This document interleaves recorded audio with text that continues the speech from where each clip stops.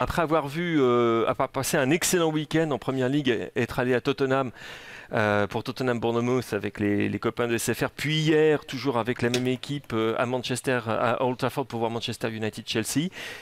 Chelsea m'inquiète, et le Chelsea qu'on a vu hier, je dis bien le Chelsea qu'on a vu hier, pas Chelsea tout court, ne sera pas champion d'Angleterre.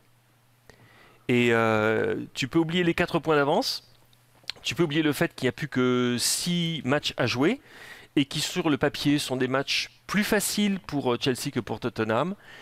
Quand tu vois l'état mental et physique de cette équipe de Chelsea, tu te poses beaucoup de questions.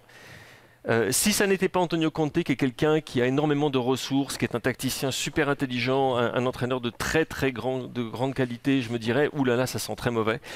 Mais bon, Là, ils ont 4 points d'avance sur ouais, Tottenham. mais ils étaient cramés. Ils sont cramés. Physiquement, il y a des joueurs qui sont plus du tout là. Diego Costa est redevenu, Fred. Tu connais, hein, tu sais comment il est, un petit peu cyclotimique. Puis quand Notre il va ami. pas bien physiquement, il Eh est ben, il va sympathique. pas bien du tout. Et on retrouve le Diego Costa qui se frite avec tout le monde, particulièrement avec Marcos Rojo. Et ça se sait, et du coup, il n'y a plus véritablement d'avant-centre à Chelsea. Eden Hazard a été complètement mis sous les témoins par Ander Herrera, qui a fait un match de très très grande qualité. On a vu une défense sans Marcos Alonso.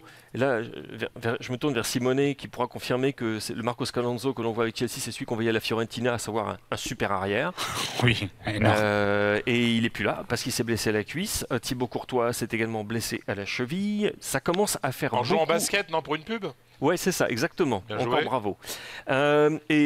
Du coup, tu as 2 défaites en 3 matchs pour Chelsea. Et très honnêtement, si le Chelsea qu'on a vu à Old Trafford se pointe sur le terrain pour ces prochains matchs qui sont pas évidents, Southampton à la maison, Southampton est dur à bouger, et Everton à l'extérieur, là ça va être très très Ouais, c'est compliqué ça.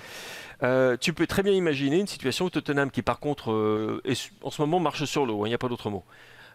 Tu peux imaginer une situation où Tottenham revient à la hauteur de Chelsea, et si Tottenham revient à la hauteur de Chelsea, Tottenham gagnera le titre. Je dis bien, si c'est le Chelsea de Old Trafford que l'on voit.